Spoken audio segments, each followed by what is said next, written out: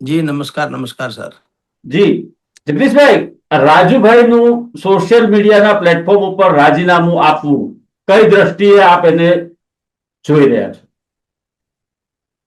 જુઓ, આમ આદમી પાર્ટીમાં વિસાવદરની પેટા ચૂંટણી ગોપાલ ઇટાલિયા જીતા ત્યારથી સૌરાષ્ટ્રમાં વિશેષ કરીને અને પછી એન્ટાયર ગુજરાત એક એવી હવા ઊભી થઈ હતી કે ગુજરાતમાં થર્ડ ફોર્સ પોલિટિકલી ત્રીજો પક્ષ ક્યારે ફાવતો નથી એ ભ્રમણા લગભગ ભાંગવા તરફ જઈ રહી છે.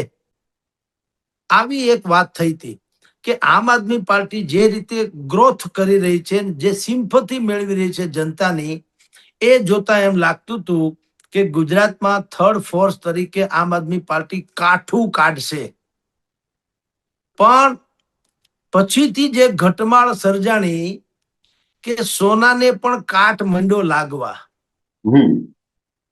અને કલ્પનાતીત રીતે, કારણ કે સરકારમાં આવ્યા પછી આવા અત્યારે જે ઝઘડા આમ આદમી પાર્ટીમાં ચાલે છે, હુંસા તુસીના, જૂથવાદના, ખેંચાતાણીના, એકબીજાને પછાડી દેવાના, પોતાની જાતને હાઇલાઇટ કરવાના વગેરે વગેરે, એ બધું સત્તામાં આવ્યા પછી થાય તો રૂટીન ગણાય. કારણ કે મોટા ભાગના પક્ષોમાં આવું થતું હોય છે. પણ હજી સત્તા તો આપણે કહીએ છીએ કે ભેંસ ભાગોળે છે છાગોળે ને ઘરમાં ઘમાઘમ, હજી કાંઈ ઠેકાણા નથી. ત્યાં તો આ પ્રકારની બધી જેને કહી શકાય ઈ આમ આદમી પાર્ટીમાં ઉધઈની જેમ લાગુ પડી અને કોરી ખાધું. હવે થયું એવું કે હળદળ બોટાદના કડદા કાંડમાં, બોટાદ માર્કેટિંગ યાર્ડમાં કડદા પ્રથા ચાલે છે એટલે આંદોલન થયું હતું 2025ની 10મી ઓક્ટોબરે. અને એ પછી 108 દિવસની જેલ થઈ. રાજુ કરપડા, પ્રવીણ રામ સહિતના 8-10 આમ આદમી પાર્ટીના નેતા અને 86 કિસાનો 86, આ બધાને જેલવાસ થયો. પછી ડખો ઓર વકરો. અગાવે ઘણા સમયથી નેતાગીરીમાં ડખો ચાલતો હતો. રાજુ કરપડા, પ્રવીણ રામ, ઇવન તો ઈસુદાન ગઢવી પણ હજી બહાર નથી આવ્યું પણ આવશે. આ બધાના મનમાં એક વાત તો નિશ્ચિત હતી કે ગોપાલ ઇટાલિયા જે રીતે પોતાનું માર્કેટિંગ કરી રહ્યા છે એવું સમૂચા પક્ષનું માર્કેટિંગ થતું નથી. અને ગોપાલ ઇટાલિયા, એની પાસે એક બિલકુલ સારામાં સારી સાયબર સેલ છે, ઓનલાઈન વાળો. એટલે એનું કોઈ પણ કામ હોય, વિડીયો શૂટિંગ અચૂક થાય. સારામાં સારી એ ઓરેટર તો સારા છે જ, એમાં કોઈ શંકા નથી. એટલે સારી સ્ક્રિપ્ટ, સારું લોકેશન, તમે ઈ પણ બહુ મજાની વાત છે. તમે જો ગોપાલ ઇટાલિયાના તમે જેટલા વિડીયો જુઓ છો, મોટા ભાગે એ એવા ગ્રામીણ ક્ષેત્રના હશે, તમને એમ લાગે કે આ તો ધૂળ ધોયો માણસ છે. ગામના ગોંદરે બેસે, વડલાની ડાળની નીચે બેસે, 5-50 ભાભલાઓ ગામડાના યુનિફોર્મ ધારી હોય એની હારે બેસે, ઘેટા બકરા હોય, કોઈના ખેતરમાં જઈને માંડવીના પાથરા ભેગા કરે.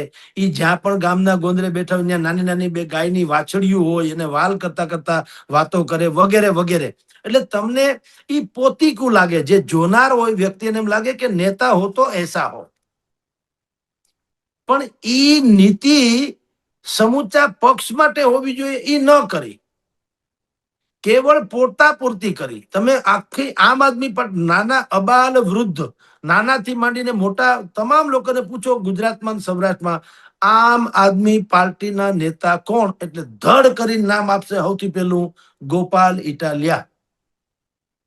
જ્યારે કે ઈસુદાન ગઢવીનું નામ આપવું જોઈએ, રાજુ કરપડાનું નામ આપવું જોઈએ, એ પછી સેકન્ડ, થર્ડ, ફોર્થ વગેરે વગેરે. પણ નંબર 1 તરીકે ગોપાલ ઇટાલિયા. તો એને કારણે ઈગો ક્લેશ શરૂ થયો. અને કહેવાય એવું છે કે ગોપાલ ઇટાલિયા અને મનોજ સોરઠિયા અને ભાઈ આપણા રબારી સાગરભાઈ, આ 3-4 જણા લોકો જે છે એ આમ આદમી પાર્ટીને પોતાની નીતિ રીતિથી આગળ વધારી રહ્યા હતા. એટલે કે ધારો કે રાજુ કરપડાએ કોઈ પણ કાર્યક્રમ કરવો હોય પછી કૃષિ લક્ષી હોય, ખેડૂત લક્ષી હોય, મજૂર લક્ષી હોય, મહિલા લક્ષી હોય કે કોઈ પણ હોય, પક્ષની ફેવરમાં. પણ ઈ જો કરવો હોય તો એને આખે આખી ગાઈડલાઇન્સ, આચાર સંહિતા આ લોકો ઘડી કાઢે એમ જ કરવો પડે. અમુક પ્રકારનું બેનર, અમુક પ્રકારના પોસ્ટર, અમુક જ સ્લોગન્સ અને અમુકના જ ફોટા, નાના મોટા, એના કદે નક્કી થાય. કેજરીવાલનો ફોટો મોટો કે ગોપાલનો મોટો, બીજા ઈસુદાનનો મોટો કે નાનો, ફલાણું ઢીકણું વગેરે વગેરે. ડોમ કેવડો, સભા ક્યાં, સ્થળ ક્યાં, સ્વાગત પ્રવચન કોણ કરશે, આભાર વિધિ કોણ કરશે, મુખ્ય કી પ્રવચન કોણ આપશે વગેરે વગેરે. ઈ ફ્રેમવર્ક તૈયાર કરી આપવામાં આવતું હતું, જે આ લોકોને પસંદ નતું. આ લોકો એટલે રાજુ કરપડા. એટલે એ લોકોએ સીધા અરવિંદ કેજરીવાલનો કોન્ટેક્ટ કરતા. રાજુભાઈને અરવિંદ કેજરીવાલે ડાયરેક્ટ કોન્ટેક્ટ, અને ડાયરેક્ટ કોન્ટેક્ટ હતો. ઈ પણ વાંધાનો એક મુદ્દો બન્યો. ઈગો ક્લેશ તો હતું જ, ઉપરાંત ડાયરેક્ટ કોન્ટેક્ટ. એટલે ડાયરેક્ટ કોન્ટેક્ટ હોવાને કારણે અહીંયા વધુ એક પ્રોબ્લેમ શરૂ થયો કે અરવિંદ કેજરીવાલને તમે કયો કાંઈ પણ, રાજુ કરપડા કે, પછી કેજરીવાલ ત્યાંથી આદેશ કરે. તો જે રીતે આપણે વાત કરીએ છીએ એ રીતે કે શાસનમાં આવ્યા પછી જે બદલીઓ તમામ પક્ષમાં લાગતી હોય એ આમ આદમી પાર્ટીમાં શાસનમાં આવ્યા પહેલા સંઘર્ષ કાળમાં જ લાગવા માંડી. એટલે આજે રાજુ કરપડા અને ભાઈ ગોપાલ ઇટાલિયા બેયે પરસ્પર પ્રેસ કોન્ફરન્સ કરી અને જાહેરમાં ગંદા લુગડા ધોયા, કોઠી ધોઈને કાદો બહાર કાઢ્યો. એટલે લાખો કરોડો કિસાનો જે ખરેખર આના કટ્ટર સમર્થકો હતા એ લોકોએ જબરી આહટ અનુભવી. સૌથી મોટો લોસ એ લોકોને ગયો છે જે લોકોએ માનતા હતા કે થર્ડ ફોર્સ તરીકે આમ આદમી પાર્ટી આપણા સમણાને સાકાર કરી બતાવશે. હવે સ્થિતિ એવી નિર્માણ થઈ કે આईना साथ था सो टूट गया, खुद से अगर शर्माओ तो क्या, जब देखने वाला कोई नहीं, जल जाओ तो क्या, बुझ जाओ तो क्या. સ્થિતિ એટલી નાજુક થઈ ગઈ કે ભારતીય જનતા પાર્ટીએ કાંઈ કરવું ન પડે, ખાલી લાપસીના આંધણ જ મૂકવાના રહ્યા. એક વસ્તુ બીજી પણ છે જી. જગદીશભાઈ, તમે સરસ ઉદાહરણ આપ્યું કે લાપસીના આંધણ જ મૂકવાના રહ્યા, કે એક વિસાવદરની જીતની અંદર પણ આ લોકોની ખૂબ મહેનત હતી. ગોપાલ ઇટાલિયા, તમે જે કીધું, જે રીતે કીધું એ પ્રમાણે, કે એ પક્ષ કરતા મોટા થઈને અત્યારે નિર્ણયો લે છે. એ જે આમ આદમી પાર્ટીનો આંતરિક કલહ છે એ હવે સપાટી ઉપર આવ્યો છે. હવે રાજુ કરપડા જેવા કિસાન આગેવાન કે જે સૌરાષ્ટ્રની અંદર ખેડૂતો એને ખૂબ માનતા હતા, એક આશાભરી દ્રષ્ટિએ એની સામે જોઈ રહ્યા હતા. તો હવે એનું નેક્સ્ટ કદમ શું હોઈ શકે? કેમ કે એ રાજકારણના જીવ છે, એને જંતુ ચડી ગયેલા છે રાજકારણના, એમ કહી શકાય. કોઈ પણ નેતાઓ રાજકારણના જંતુ ઓલરેડી ચડી ગયેલા છે. તો હવે એનું નેક્સ્ટ સ્ટેપ શું હોઈ શકે? કોંગ્રેસમાં જઈ શકે, ભારતીય જનતા પાર્ટીમાં જઈ શકે, અથવા બીજું શું કરી શકે? હું આપને 3 વિકલ્પ કહું છું અને એ ક્રમશઃ પ્રાયોરિટી પ્રમાણે. સૌથી પહેલું નંબર 1, રાજુભાઈ કરપડા હમણાં કોઈ પક્ષમાં નહીં જોડાય. પ્રાયોરિટીમાં છે, પ્રાયોરિટી કહું છું. અને કિસાન નેતા તરીકે એનું આંદોલનથી માંડીને કાર્યક્રમ ચાલુ રાખશે, જેથી કરીને સૌથી પહેલા તો એની ઇમેજ જળવાઈ દે. બરાબર, કારણ કે લંગડા ઘોડા ઉપર કોઈ રેસનો દાવ ન ખેલે. તમે પક્ષ પલટો કરી લ્યો, ધારો કે ભાજપમાં જાય કે કોંગ્રેસમાં જાય, તો ગઈકાલ સુધી તમે જે પક્ષને ગાળો દેતા હતા આજ તમે એને વાલ કરવા માંડો તો લોકોને સંશય પેદા થાય, એ સ્વાભાવિક વાત છે. એટલે રાજુ કરપડા મોટા ભાગે તો પેલા ઈ ખાલી કિસાન નેતા તરીકે કેટલાક કાર્યક્રમો કરશે, હમણાં ક્યાંય જોડાશે નહીં. નંબર 1. બીજું, ધારો કે જોડાવાનું થાય તો મોટા ભાગે ઈ ભલે અત્યારે માધ્યમોમાં એવું આવી ગયું છે કે ભારતીય જનતા પાર્ટીમાં જોડાશે, કારણ કે કોઈ એક 307ની કલમનો કેસ છે જેમાં એને જેલવાસ થાય એવી સંભાવના છે વગેરે વગેરે. એ ભલે કહેવાતું હોય, પણ પ્રાયોરિટી નંબર 2, પેલા મેં કીધું તેમ કિસાન નેતા તરીકે રે ને કાંઈ ન કરે, કોઈ પક્ષમાં ન જોડાય. પ્રાયોરિટી નંબર 2, અગર ક્યાંય જોડાવાનું થાય તો પણ ઈ કોંગ્રેસમાં જોડાવાનું વધારે પસંદ કરે. ઈ એટલા માટે કરે કારણ કે રાજુ કરપડાના ચાણક્ય કહી શકાય એવા કાકા છે, નામ છે રામકુભાઈ કરપડા. રામકુભાઈ જેમ કે તેમ રાજુ કરપડા કરે ઈ બધાને ખબર છે. અને રામકુભાઈની વિચારધારા કોંગ્રેસ તરફી છે. કોંગ્રેસના અનેક સંમેલનોમાં રામકુભાઈ તમને કરપડા જોવા મળ્યા મંચ ઉપર.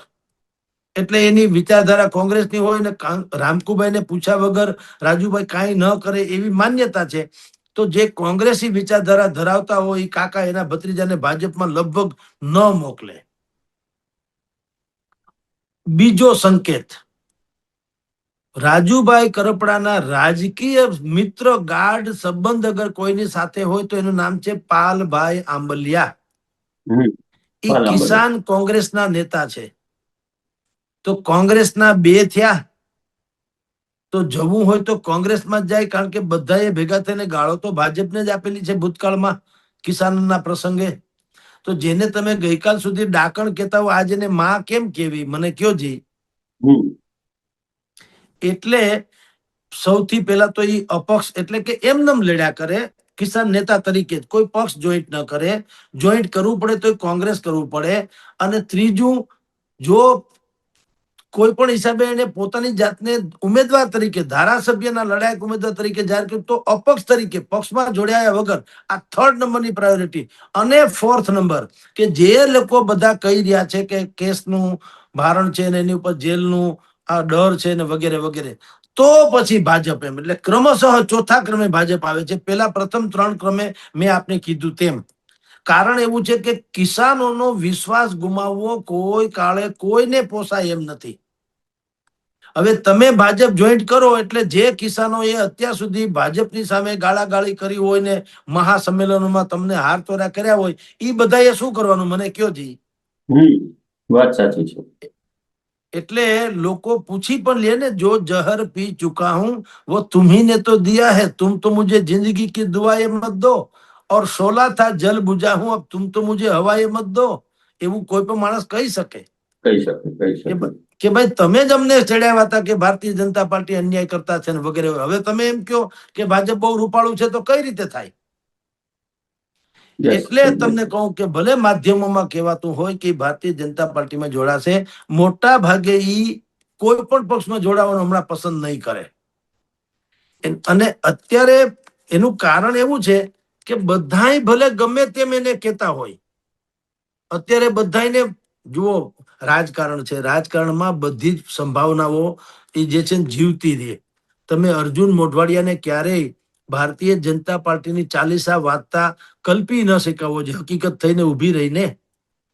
હાર્દિક પટેલને તમે ક્યારેય અમુક નેતાઓના ગુણગાન ગાતા કલ્પી જ નતા શકતા.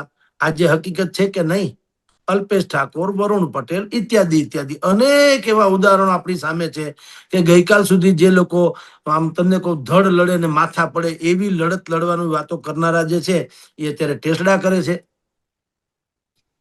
એટલે બધાને પાછી ખબર હોય કે હા અમારી ઉપર અત્યારે બધા કે છે કે ભાઈ રાજુભાઈ કરપડા જે છે બહુ સારો માણસ છે, તો અમે ગુમાવ્યો ને અમને દુઃખ છે ને ફલાણું છે. આવું બધા આમ આદમી પાર્ટી વાળા કે છે, કોંગ્રેસ વાળા કે છે કે વેલકમ છે, બહુ ઝુંઝારું નેતા છે, ફલાણું ઢીકણું છે, આવો માણસ તો જીવતો રહેવો જોઈએ, ફલાણું ઢીકણું. આમ બધા અત્યારે કારણ શું છે કે માણસમાં પોટેન્શિયાલિટી છે પણ ક્યાં જાય નક્કી નથી. એટલે જોખી તોડીને બધાએ એના પ્રશંસા કરવી તો કરવી પડે, ન કરે નારાયણ કાલે ઓપોઝિટ પાર્ટીમાં બેસી જાય તો અત્યારનું ઊભું રહે ને વખાણ કર્યા એનું નાખવું ક્યાં?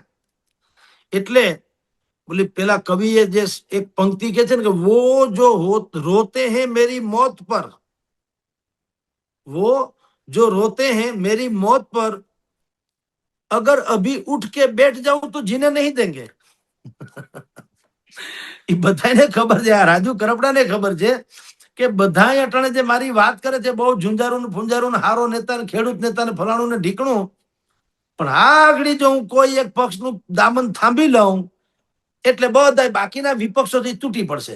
આનામાં બુદ્ધિ નથી, ડરી ગયો, કાયર છે, ફલાણું છે, ઢીકણું. જે રીતે આજે ગોપાલ ઇટાલિયાએ અહીંયા પ્રેસ કોન્ફરન્સ, રાજકોટમાં પ્રેસ કોન્ફરન્સ કરીને કીધું કે અમે રાજુ કરપડાને મર્દ, ઝુંઝારુ, લડાયક, વિઝનરી, તુફાની, બેબાક એવું જે માનતા હતા, એ આટલો ડરપોક હશે એ અમને ખબર નહીં કે આવો ડરપોક નીકળશે. અરે ભલા માણા, ગઈકાલ સુધી તમે જે વિશેષણો હું હમણાં બોલ્યો એ જ વિશેષણો સાથે તમે અમારી સામે રાજુ કરપડાને પ્રસ્તુત કર્યા હતા.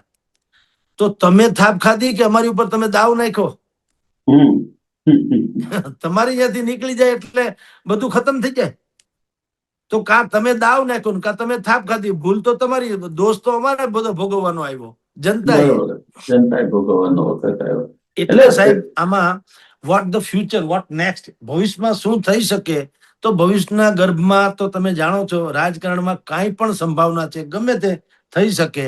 એટલે મોટા ભાગે અત્યારે તો એ કોઈ પક્ષમાં જોડાયા કરતા થોડાક કિસાન સંમેલનો જે છે એ બોલાવશે અને એમાં બધું પ્રવચનો કરીને પોતાની છબીને કિસાન નેતા તરીકે પ્રોજેક્ટ કરશે.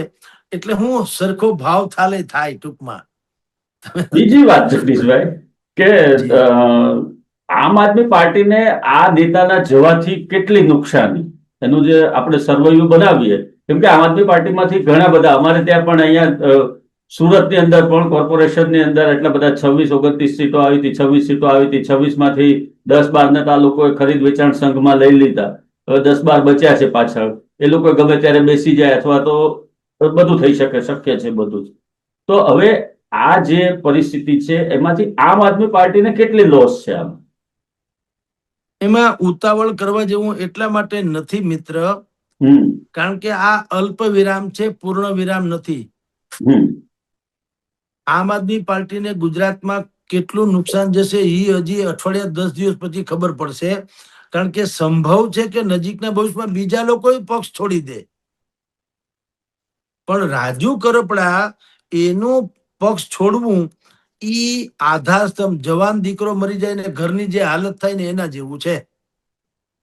ઘરમાં કમાનારો એક મુખ્ય હોય અને એનું અકાળે અવસાન થાય અથવા તો એ છીનવાઈ જાય અને જે ઘરની દશા થાય, એવી આમ આદમી પાર્ટીની માઠી દશા થઈ ગણાય. કારણ કે આમ આદમી પાર્ટીને જનાધાર શેનો હતો? સૌથી મોટો જનાધાર હતો કૃષિ સમાજનો, ખેડૂત સમાજનો. અને ભાઈ રાજુ કરપડા એ ખેડૂતનો જ નેતા હતો, ખેડૂતનો ચહેરો હતો. હવે એ આખો ચહેરો જે છે એ યા તો વિપક્ષ એટલે કે ભાજપ કે કોંગ્રેસમાં ભળી જાય અથવા તો પાર્ટી છોડીને અપક્ષમાં જાય, તો પણ એના સમર્થકો ઓબ્વિયસલી એને જ ફોલો કરવાના. તો આમ આદમી પાર્ટીનો મેઇન જનાધાર જે છે ખેડૂતોનો, 52 લાખ ખેડૂતો છે ગુજરાતમાં.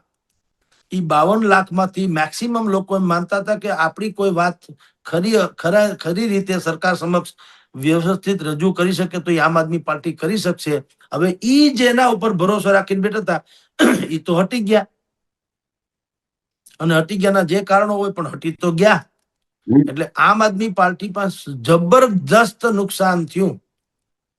અને એ પાછું આ થીગડા મારે આભલા ન હંધાય, આપણે કહીએ ને આભને હાંધવા માટે થીગડા, ઈ સંભવ નથી. એમ આ રિકવર ન થઈ શકે એવું નુકસાન છે. અને મેં કીધું અલ્પ વિરામ છે, પૂર્ણ વિરામ નથી. હજી તો બીજા કેટલાક લોકો આવી રીતે એમાં રાજીનામા પડી શકે. કારણ કે રાજુ કરપડાના જે કટ્ટર સમર્થકો સુરેન્દ્રનગર લીંબડી પંથકમાં જે છે, પેલા તો ઈ સેંકડો કાર્યકરો રાજીનામું આપી શકે. પછી રાજુ કરપડાના જે મિત્રો છે રાજકીય, જે એના બાકીના બધા આમ આદમી પાર્ટીમાં હોય તો એ પણ રાજીનામું આપી શકે. તો ભારતીય જનતા પાર્ટી જે ખરેખર કલ્પના ન કરી શકી હોય એવી હકીકત એને બિલકુલ ભેટમાં મળી રહી છે.